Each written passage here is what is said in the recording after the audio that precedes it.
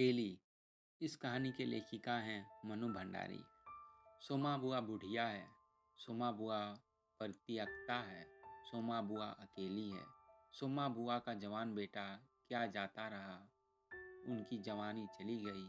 पति को पुत्र वियोग का एक ऐसा सदमा लगा कि वह पत्नी घर बार तजकर तीर्थवासी हुए और परिवार में कोई ऐसा सदस्य नहीं था जो उनके एकाकीपन को दूर करता। पिछले 20 वर्षों से उनके जीवन की एक रिश्ता में किसी प्रकार का कोई व्यक्तिध्वान उपस्थित नहीं हुआ, कोई परिवर्तन नहीं आया। यूं हर साल 1 महीने के लिए उनके पति उनके पास आकर रहते थे, पर कभी उन्होंने पति की प्रतीक्षा नहीं की, उनकी राह में आंखें नहीं बिछाई। जब तक पति रहते उनका मन और भी मुरझाया हुआ रहता, क्योंकि पति के स्नेहहीन व्यवहार का अंकुश उनके रोजमर्रा के जीवन की अबाध गति से बहती स्वच्छता धारा को कुंडित कर देता। उस समय उनका घूमना फिरना मिलना जुलना बंद हो जाता और सन्यासी जी महाराज से यह भी नहीं होता कि 2 मीठे बोल बोलकर सोमा बुआ को एक ऐसा संबल ही पकड़ा दे जिसका आसार लेकर वे उसके वियोग के 11 महीने काट दे। इस स्थिति में बुआ को अपनी जिंदगी पास पड़ोस वालों के भरोसे ही काटनी पड़ती थी। किसी के घर मुंडन हो, छठी हो, जनेऊ हो, शादी हो या गमी, बुआ पहुंच जाती और फिर छाती फाड़कर काम करती, मानो वह दूसरे घर में नहीं अपने ही घर में काम कर रही हो। आजकल सोमा बुआ के पति आए हैं और अभी अभी कुछ कहा सुनी होकर चुकी है। बुआ का आंगन में बैठी धूप खा रही हैं, पास रखी कटोरी से तेल लेकर हाथों में मल रही है, बड़बड़ा रही है। इस 1 महीने में अन्य अवाकों के स्थिर हो जाने के कारण उनकी जीभ ही सबसे अधिक संजीव और सक्रिय हो उठती है। तभी हाथ में एक फटी साड़ी और पापड़ लेकर ऊपर से राधा भाभी उतरी। क्या हो गया बुआ, क्यों बड़बड़ा रही हो? फिर सन्यासी जी महाराज ने कुछ कह दिया क्या? अरे मैं कहाँ चली जाऊं, सो इन्हें नहीं सुहाता। कल चौक वाले किशोरी लाल के बेटे का मुंडन था, सारी बिरादरी का न्योता था। मैं तो जानती थी कि ये पैसे का गुरूर है कि मुंडन पर सारी बिरादरी को न्योता है, पर काम उन नहीं नवेली बहियों से संभलेगा नहीं, सो जल्दी ही चली गई। बुआ भी वहीं और सरक कर बुआ ने राधे के हाथ से पापड़ लेकर सुखाने शुरू कर दी। एक काम गत से नहीं हो रहा था। अब घर में कोई बड़ा बूढ़ा हो तो बताइए, या कभी किया हो तो जाने। गीता वाली और ऋतु मुंडन पर बना बना गा रही थी। मेरा तो हंसते हंसते पेट फूल गया और उसकी याद से भी कुछ देर पहले का दुख और आक्रोश धुल गया।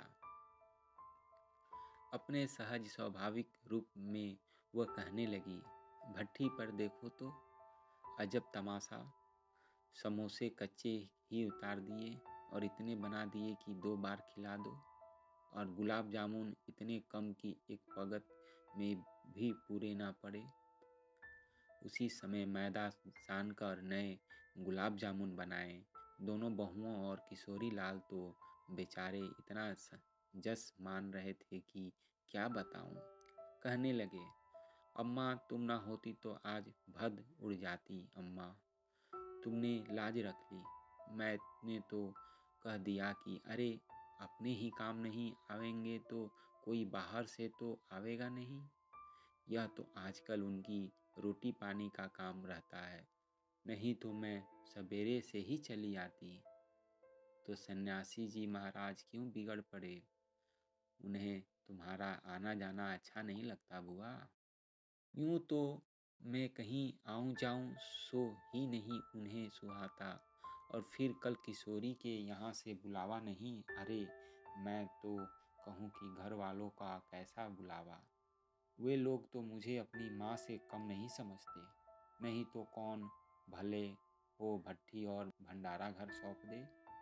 पर उन्हें अब कौन समझावे। कहने लगे, तू जबरदस्ती दूसरों के घर में टांग अड़ाती फिरती है।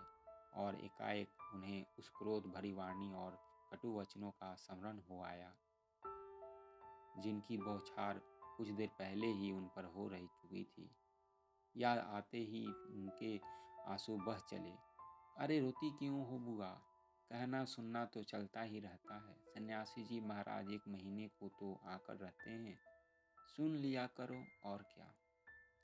सुनने का तो सुनती हूँ, पर मन तो दुखता ही है कि 1 महीने को आते हैं तो भी कभी मीठे बोल नहीं बोलते। मेरा आन जान उन्हें सुहाता नहीं। सो तू ही बता राधा, ये तो साल में 11 महीने हरिद्वार कहते हैं। इन्हें तो नाते रिश्ते वालों से कुछ लेना देना नहीं, पर मुझे तो सबसे निभाना पड़ता है। मैं भी सबसे तोड़ ताड़ कर बैठ जाऊं तो कैसे चले। मैं तो इनसे कहती हूँ, जब पल्ला पकड़ा तो अंत समय में भी साथ न रखो। सो तो उनसे होता नहीं, सारा धर्म कर्म में ही लुटाएंगे। सारा जस ये ही बटोरेंगे और मैं अकेली पड़ी पड़ी यहाँ इनके नाम का रोया करूँ। उस पर से कहीं आऊँ जाऊँ तो वह भी उनके बर्दाश्त नहीं होता। और बुआ फुट फुट कर रो पड़ी। राधा ने आश्वासन देते हुए कहा, रो नहीं बुआ। अरे वो तो इसलिए नाराज हुए कि बिना बुलाए तुम चली गई। बेचारे इतने हंगामे में बुलाना भूल गए हो तो मैं भी मान कर बैठ जाती। फिर घर वालों को कैसे बुलाना। मैं तो अपनेपन की बात जानती हूँ। कोई प्रेम नहीं रखे तो 10 बुलावे पर न जाऊँ, और प्रेम रखे तो बिन बुलाए भी सिर के बल जाऊँ।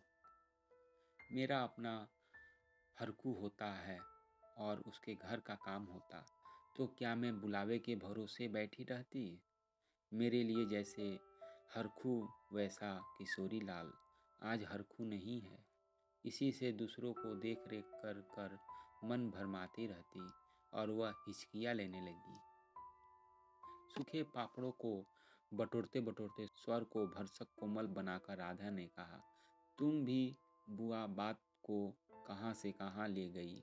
लो अब चुप हो, पापड़ भूनकर लाती हूँ, खाकर बताना कैसे हैं। और वह साड़ी समेट कर ऊपर चढ़ गई। कोई सप्ताह भर बाद बुआ बड़े प्रसन्न मन से आई और सन्यासी जी से बोली, सुनते हो, देवर जी के ससुराल वालों को किसी लड़की का संबंध भागीरथी के यहाँ हुआ है। वे सब लोग यहीं आकर ब्याह कर रहे हैं। देवर जी के बाद तो उनके लिए से कोई संबंध नहीं रहा। फिर भी है समधी ही, वो तो तुमको भी बुलाए बिना नहीं मानेंगे। समधी को आखिर कैसे छोड़ सकते हैं। और बुआ पुलकित होकर हंस पड़ी। सन्यासी जी की मौन उपेक्षा से उनके मन को ठेस तो पहुंची, फिर भी वो प्रसन्न थी। इधर उधर जाकर वो इस विवाह की प्रगति की खबरें लाती। आखिर एक दिन वह यह भी सुन आई कि उनके समधी यहाँ आ गए। जोर जोर से तैयारियां हो रही हैं। सारी बिरादरी को दावत दी जाएगी। खूब रौनक होगी, आने वाली है। दोनों ही पैसे वाले ठहरे। क्या जाने हमारे घर तो बुलावा आएगा या नहीं। देवर जी को मरे 25 बरस हो गए। उसके बाद से तो कोई संबंध ही नहीं रखा। रखे भी कौन, यह काम तो मर्दों का होता है। मैं तो मर्द वाली होकर भी बेमर्द हूँ। और एक ठंडी सांस उनके दिल से निकल गई। अरे वाह बुआ, तुम्हारा नाम कैसे नहीं हो सकता। तुम तो समधी ठहरी। संबंध में न रहे कोई रिश्ता थोड़े ही टूट जाता। दाल पिसती हुई घर की बड़ी बहू बोली, हे बुआ नाम है, मैं तो सारी लिस्ट देख कर आई हूँ। विधवा ननद बोली, बैठे ही बैठे एकदम आगे सरकार बुआ ने बड़े उत्साह से पूछा, तू अपनी आंखों से देख कर आई है? नाम नाम तो होना ही चाहिए, पर मैंने सोचा कि क्या जाने आजकल की फैशन में पुराने संबंधियों को बुलाना हो ना हो। और बुआ बिना 2 पल भी रुके वहीं से चली पड़ी। अपने घर जाकर सीधे राधे भाभी के कमरे में चढ़ी। क्यों री राधे, तू तो जानती है कि नए फैशन में लड़की की शादी में क्या दिया जावे है। संबंधियों का मामला ठहरा, सो भी पैसे वाले। हाथ खाली जाऊंगी तो अच्छा नहीं लगेगा। मैं तो पुराने जमाने की ठहरी, तू ही बता दे क्या दूं। अब कुछ बनने का समय तो रहा नहीं, 2 दिन बाकी हैं, सो कुछ बनाया ही खरीद लाना। क्या देना चाहती हो अम्मा? जेवर, कपड़ा या श्रृंगारदान या कोई और चांदी की चीज़ें? मैं तो कुछ भी न समझूं री। जो कुछ पास है तुझे लाकर दे देती हूँ। जो तू ठीक समझे ले आना, बस भद नहीं उड़नी चाहिए। अच्छा, देखूं पहले की रुपए कितने हैं। और वो डगमगाते कदमों से नीचे आई। 2-3 कपड़ों की गठरिया हटाकर एक छोटा सा बक्सा निकाला। बड़े जतन से उसे खोला। उसमें 7 रुपए कुछ रेजगाड़ी पड़ी थी और एक अंगूठी। बुआ का अनुमान था कि रुपए कुछ ज़्यादा होंगे, पर जब 7 ही रुपए निकले तो सोच में पड़ गई। रईस समधियों के घर में इतने से रुपए से तो बिंदी भी न लगेगी। उनकी नज़र अंगूठी पर गई। यह उनके मृत्यु पुत्र की एकमात्र निशानी उनके पास रह गई थी। बड़े बड़े आर्थिक संकटों के समय हुए भी वह इस अंगूठी को मोह नहीं छोड़ सकी थी। आज भी एक बार उसे उठाते समय उनका दिल धड़क गया। फिर भी उन्होंने 5 रुपए और अंगूठी आंचल में बांध ली, बक्स को बंद किया और फिर ऊपर को चली। पर इस बार उनके मन की उत्साह कुछ ठंड पड़ गया था और पैरों की गति स्थिर। राधा के पास जाकर बोली, रुपया तो नहीं निकली बहू? आए भी कहाँ से? मेरे कौन कमाने वाला बैठा है? उस कटोरी का किराया आता है, उसमें तो 200 में की रोटी निकल जाती है जैसे तैसे। और वे रो पड़ी। राधा ने कहा, क्या करूं बुआ, आजकल मेरे भी हाथ तंग हैं, नहीं तो मैं ही दे देती। और तुम देने चक्कर में पड़ी ही क्यों हो? आजकल लेन देन का रिवाज ही उठ गया। नहीं रे राधे, समधियों का मामला ठहरा, 25 बरस हो गए तो भी वे नहीं भूले। और मैं खाली हाथ जाऊं? नहीं नहीं, इससे तो न जाऊं सो ही अच्छा। तो जाओ ही मत। चलो छुट्टी हुई, इतने लोगों में किसे पता लगेगा कि आई या नहीं। राधा ने सारी समस्या का सीधा साधा सा हल बता दिया। बड़ा बुरा मानेंगे, सारे शहर के लोग जावेंगे और मैं समधिन होकर न जाऊंगी। तो यही समझेंगे कि देवर जी मरे तो संबंधी भी तोड़ लिया। नहीं नहीं, यूं तू यह अंगूठी बेच ही दे। और उन्होंने आंचल की गांठ खोलकर एक पुराने जमाने की अंगूठी राधा के हाथ में रख दी। फिर बड़ी मिन्नत से स्वर में बोली, तू तो बाजार जाती है राधा, इसे बेच देना और जो कुछ ठीक समझे खरीद लेना। बस शोभा रह जावे इतना ख्याल रखना।